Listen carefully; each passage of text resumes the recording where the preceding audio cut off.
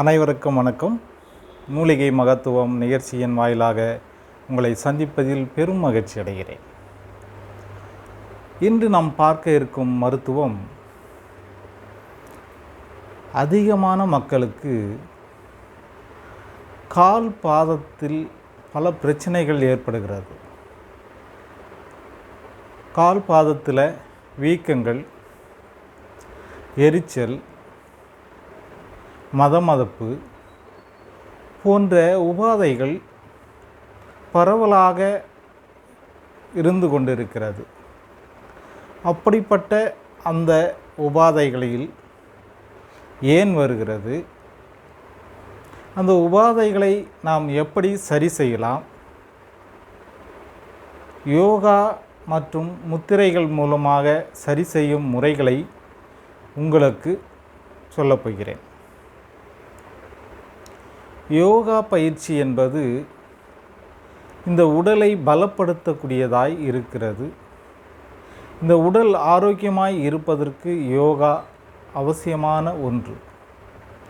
அதேபோல முத்திரைகள் நம்முடைய வாதபித்த கபங்களை சமநிலைப்படுத்தக்கூடிய விஷயங்களை செய்யக்கூடியதாய் இருக்கிறது. இப்பொழுது பாதத்திலே வீக்கங்கள் ஏன் ஏற்படுகிறது, பாதத்தில் எரிச்சலும் மதமதப்பும் எதனால் வருகிறது என்பதை பற்றி நாம் பார்க்கலாம். இப்போ நிறைய பேர் இதை எப்படி எடுத்துக்கொள்ள வேண்டும் என்று சொன்னால், சிறு பிள்ளைகளுக்கு பாதத்திலே வீக்கங்கள் ஏற்பட்டால் அது ரேர், அதிகமாக ஏற்படாது. அப்படியே ஏற்பட்டால் அதை உடனடியாக ஆங்கில மருத்துவத்தில் சென்று மருத்துவரை பார்த்து ஒரு டெஸ்ட் எடுத்து அதை சரி செய்து கொள்ள வேண்டும். ஏனென்றால் சிறு பிள்ளைகளுக்கு பாதத்தில் வீக்கங்கள் ஏற்பட்டால் ஒன்று இதயத்தில் பிரச்சனை இருக்கலாம், அல்லது சிறுநீரகத்திலே பிரச்சனைகள் இருக்கலாம். இந்த இரண்டு பிரச்சனைகள் இருந்தால் பாதம் வீக்கங்கள் ஏற்படும் சிறு பிள்ளைகளுக்கு. அடுத்ததாக பெரியவர்களுக்கு ஒரு 40 வயதை கடந்தவர்களுக்கு அதிகமாக பாதத்தில் எரிச்சல்கள் வருகிறது, இந்த வீக்கங்கள் ஏற்படுகிறது. 2 கால்களிலும் வீக்கங்கள் இருந்தால் உடனடியாக அதை ஒரு டெஸ்ட் எடுத்து விட வேண்டும். இது எதனாலே ஏற்படுகிறது என்பதை நாம் முதலில் தெரிந்து கொள்ள வேண்டும். ஏனென்றால் உங்களுக்கு கிட்னியில் பிரச்சனை இருந்தாலும் கால் வீக்கங்கள் ஏற்படும். கால் வீக்கம் என்பது நிறைய காரணங்களால் ஏற்படுகிறது. நீங்கள் அதிக நேரத்தில் வேலைகள் செய்தாலோ, அல்லது காலுக்கு அதிகமான பயிற்சிகள் கொடுக்கும் பொழுதோ, அல்லது அதிக நேரம் நின்று கொண்டே வேலை பார்த்து கொண்டிருப்பவர்களுக்கோ, அல்லது அதிக நேரம் நடக்கக்கூடியவர்களுக்கு, இப்படிப்பட்டவர்களுக்கு அதிகமான பயிற்சிகளின் நிமித்தமாக கால் வீக்கங்கள் ஏற்படும். இது ஒரு நாள் 2 நாட்களில் அது சரியாகிவிடும், அல்லது ஒரு வாரத்துக்குள்ளே அது சரியாகிவிடும். இது தொடர்ச்சியாக வீக்கங்கள் இருந்தால் அதை முதலாவது ஒரு மருத்துவரை அணுகி பார்த்து கொள்வது அவசியமான ஒரு விஷயம்.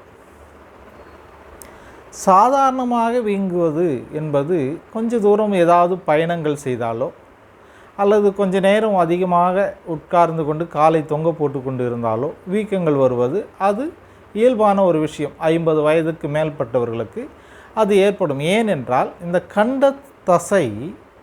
கண்ட தசை என்று சொல்லக்கூடிய இந்த தசை வலுவிழுந்து போகிறது. வயது ஆக ஆக வலுவிழுந்து போகும். இதற்கு சரியான உடற்பயிற்சியும் நடைப்பயிற்சியும் இல்லாத நேரத்தில் அது வலுவிழுந்து போகும். கிரிப்பாக ரொம்ப டைட்டாக இருக்கும். அப்படி இருக்கும்போது அது புவியீர்ப்பு விசையை எதிர்த்து நம்முடைய காலில் உள்ள கீழே உள்ள இரத்தத்தை மேலே நோக்கி அனுப்ப வேண்டும். அப்படி அனுப்பும் செயலை அது செய்ய இயலாமல் விடுகிறது. அந்த செய்ய இயலாமல் போகும் காரணத்தினாலே கால் பாதங்கள் வீங்குகிறது. அதற்கு இந்த கண்ட தசைக்கு தேவையான பயிற்சிகளை கொடுக்கும்போது அதை சரி செய்து விடலாம். அப்படி அந்த வீக்கங்களை கண்டு பயப்பட வேண்டாம். அதுக்கடுத்தது இந்த கால் பாதத்தில் இந்த பகுதியில் இங்கே எலும்பு வளருது என்று சொல்லுவார்கள். ஆங்கில மருத்துவத்தில் எலும்பு வளருது என்று சொல்லுவார்கள். நம்முடைய சித்த மருத்துவத்தில் அது எலும்பு வளர்ச்சி அல்ல, அது கால்சிய குறைபாட்டினால அந்த எலும்புகளில் அன்ஷேப்பாக ஒரு படிவம் சேர்ந்து அது திக்காக மாறுறதுனால அந்த இடத்துல வலிகளை ஏற்படுத்தும். அதையும் சரி செய்து விடலாம். இது ஒரு பெரிய விஷயம் இல்லை. அதனால் கூட வீக்கங்கள் வரலாம். இது ஒரு காலை மட்டும் பாதிக்கும், 2 கால்களையும் பாதிக்காது. இப்படி பல காரணங்களால் கால் வீக்கங்கள் வருகிறது. இந்த கால் வீக்கங்கள் வராமல், பாதத்தில் வீக்கங்கள் வராமல் தடுப்பதற்கு ஒரு சில பயிற்சிகளை உங்களுக்கு சொல்லித் தருகிறேன். அதை செய்து கொள்ளுங்கள்.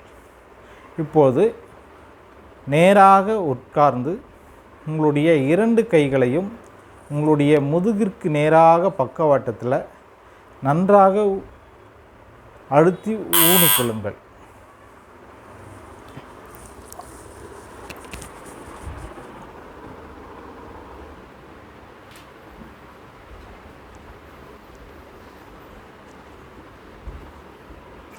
இந்த கால்களை நீட்டிக்கலாம். நீட்டி வச்சு உட்காரணும். கைகளை இடுப்புக்கு நேராக இப்படி கைகளை நன்றாக ஊனிக்கொள்ளுங்கள். ஏன்னா ஏகப்பட்ட அக்குபஞ்சர் பாயிண்ட்டு நம்ம கைகளில் இருக்குது.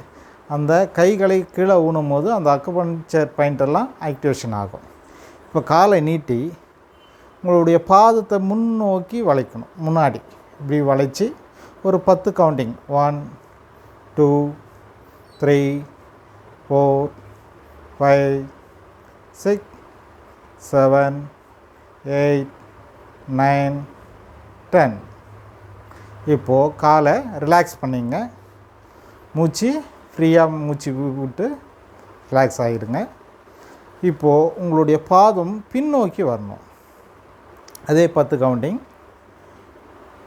1 2 3 4 5 6 7 8 9 10.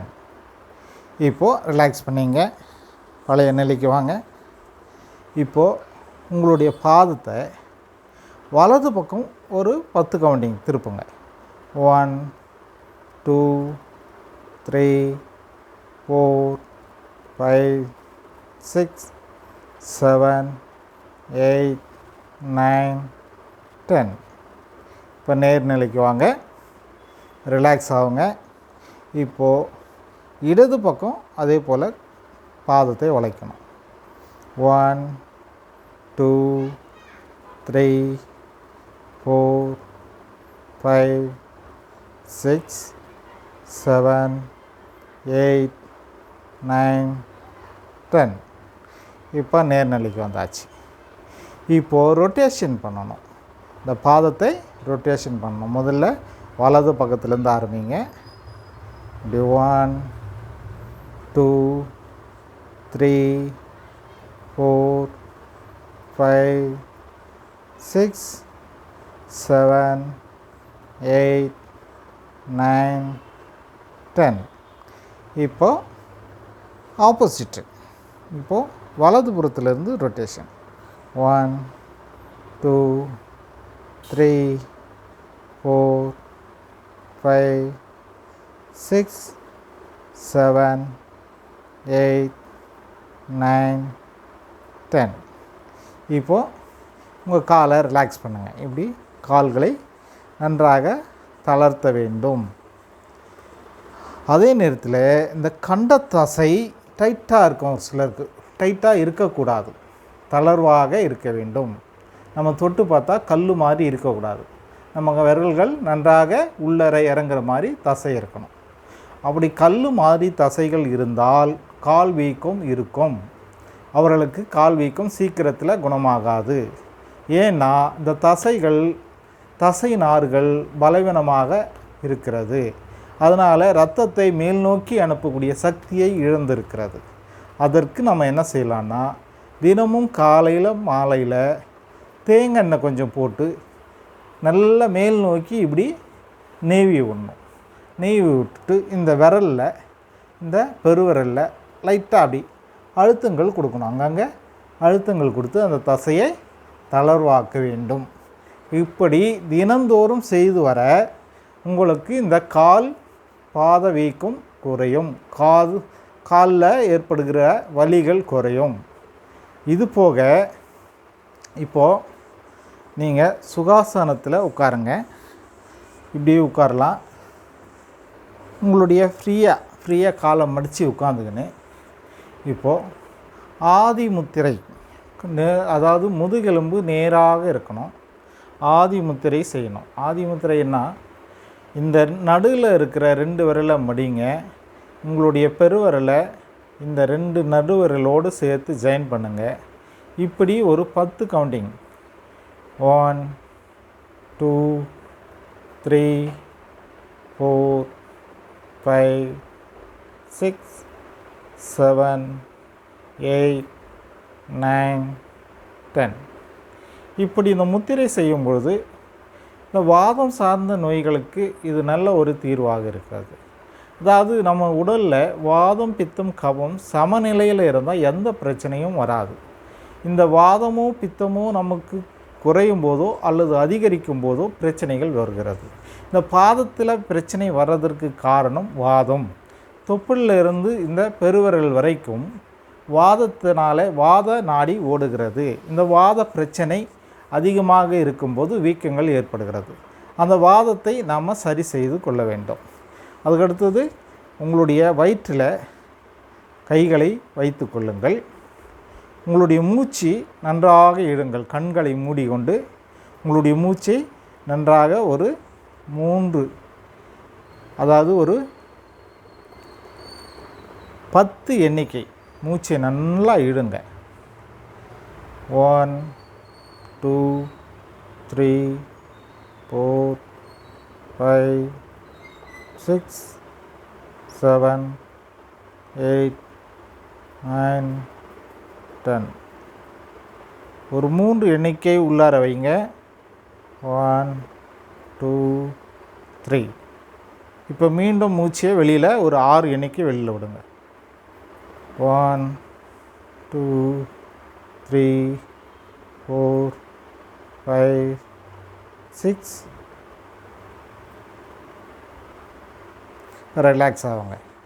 இப்போது நீங்கள் மூச்சை உள்ளார இழுக்கும்பொழுது உங்கள் வயிறு பகுதி வெளிநோக்கி வர வேண்டும். செஸ்ட்டை இப்படி தூக்குறது கிடையாது. செஸ்ட்டை இப்படி மேலுக்கு தூக்கிக்கூடாது. வயிறு ரொம்பணும். வயிறு அந்த மூச்சு காற்று உள்ளார போய் நுரையீரல் விரிவடைந்து விலா எலும்புகள் விரிவடைந்து பிறகு இந்த டயாப்ரம் என்று சொல்லக்கூடிய அந்த வயிற்றில் உள்ள பகுதிகளெல்லாம் விரிவடைந்து வயிறு வெளியில் வரும்போது நல்ல காற்று உள்ளார போகிறது. அதுக்கடுத்தது நீங்கள் மூச்சை வெளியில் விடும் பொழுது முழுமையாக விடணும். அப்போ முழுமையாக விடணும்னா இந்த வயிறு வெளியில் வந்த வயிறு மீண்டும் உள்ளுக்கு போக வேண்டும். மீண்டும் உள்ளுக்கு போகும்பொழுது எல்லா உறுப்புகளும் சுருங்கி அந்த வயிற்றில் உள்ள எல்லா காற்றும், அதாவது கார்பன் டை ஆக்சைடு எல்லாம் வெளியில் போயிடணும். அப்படி ஒரு 10 முறை செய்தாலே உங்களுக்கு இந்த வாதம் என்கிற நோயினால் வரக்கூடிய இந்த கால் பாத வீக்கங்கள் அறவே தீர்ந்துவிடும். இதற்கு கால் பாதத்தில் அதிகமான வலி உள்ளவர்கள் கல் உப்பை வறுத்து அதை ஒரு காட்டன் துணியில் போட்டு நன்றாக ஒத்தடம் கொடுங்கள். அதோடு கூட சுக்கை நன்றாக இடித்து பவுடராக்கி கொள்ளுங்கள். அதோடு கூட நாட்டு முட்டையை வாங்கி அதை உடைத்து அந்த வெள்ளைக்கருவில் சுக்கு பவுடரை கலந்து நன்றாக பேஸ்டாக மாற்றி காலில் பாதத்தில் சுற்றி பற்று போடுங்கள். இதை 1 நாள் 2 நாள் போட்டுட்டு எனக்கு சரியாகலை என்று சொல்லக்கூடாது. இது தொடர்ந்து ஒரு 30 நாள் போடுங்க. உங்களுக்கு அந்த பாதத்தில் ஏற்படுகிற வலி காணாமல் போகும், வீக்கங்கள் குறைந்துவிடும், பாத வலியோ அல்லது வீக்கங்களோ வராமல் தடுப்பதற்கும் இது போன்ற நம்ம சொன்ன இந்த எக்ஸசைஸுங்களை நீங்கள் செய்யும்பொழுது, இந்த முத்திரையை நீங்கள் செய்யும்பொழுது உங்களுடைய கால் நன்றாக இயங்கும், கால் நன்றாக இருக்கும், பாதம் நாம் சொல்கிறபடியெல்லாம் செய்யும். ஏன்னா பாதம் ஒரு மனிதனுக்கு ஒரு முக்கியமான ஒரு உறுப்பு. அந்த பாதத்தை நம்ம பத்திரமாக பார்த்துக்க வேண்டியது நம்முடைய கடமை. இதுபோல் நல்ல தகவல்களை நீங்கள் தெரிந்து கொள்வதற்கு நம்முடைய சேனலை பாருங்கள், சப்ஸ்கிரைப் பண்ணுங்கள், லைக் பண்ணுங்கள், ஷேர் பண்ணுங்கள். நன்றி, வணக்கம்.